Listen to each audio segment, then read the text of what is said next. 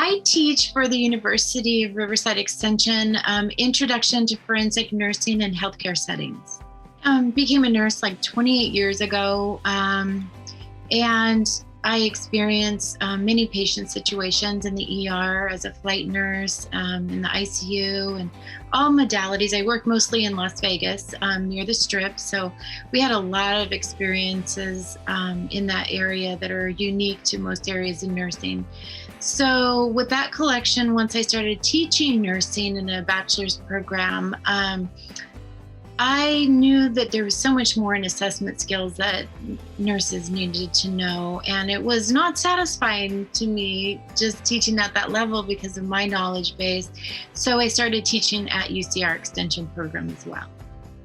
My best advice for someone looking for a career in my field, which my field is multifaceted. For one, I'm a nurse. Two, I'm a nurse educator. I have a master's degree in nursing education. And then I also have a specialty in forensic science. So with that, once you become a nurse, you don't have to get experience right away, because if you went into a certificate program for forensic nursing, it would only deepen your practice, because the reason for forensic nursing education is to see things that the average nurse does not see. So that's what I saw, and it was hard to teach that to novice nurses. So once you get a nursing education as LVN, RN, whether it's a diploma program, certificate program will only help in deepen your assessment skills. Something about me that might surprise my students is I have a minister's license in positive psychology. We see a lot of stuff. So I happened to stumble on a university where I got my minister's license, and I've actually done a marriage in my family and a funeral in my family. My favorite subject to teach. Well, let's start with my favorite way to teach. My favorite way to teach is what we call the affective domain. So I use a lot of case studies in my class, and my favorite subject while teaching in the affective domain is undoing cognitive bias. We all come with to the bedside with cognitive bias, especially after years of experience of, oh, here we go again.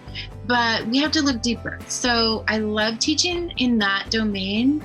But also my favorite subject in forensic nursing would be the cognitive bias. And then outside of forensic nursing, my favorite subject was teaching nutrition. The three skills that a nurse will take away from my course is one, deepening their assessment skills with forensic knowledge, better view of what to look for rather than doing a basic assessment or even a critical care assessment. They'll look for clues of forensic evidence. So the second skill would be collecting the forensic evidence, which is really important for the patient outside the hospital, because once they leave the hospital, for them, usually it's not over if they're a forensic patient. They'll then be in the legal system. They may have to defend themselves. They may be either a victim or a perpetrator, and both of them need honest evidence to support their case. So a forensic nurse serves the public by finding the truth and documenting the truth of what they saw when the patient is presented. And without forensic evidence and understanding of forensic knowledge, a basic assessment just does not capture the evidence.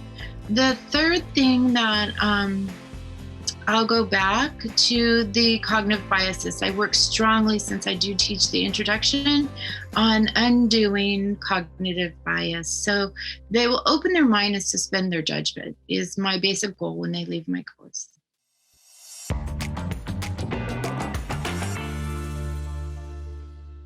Okay, my two truths and a lie are I'm a concert violinist, I'm a painter, and I jumped out of a helicopter. My lie is, which I don't lie very well, is I am not a concert violinist. I saw one once, but I'm not one. Well, thank you for this opportunity to share what I do in the classroom. And I am so grateful to be able to share this knowledge with others. And I look forward to seeing you.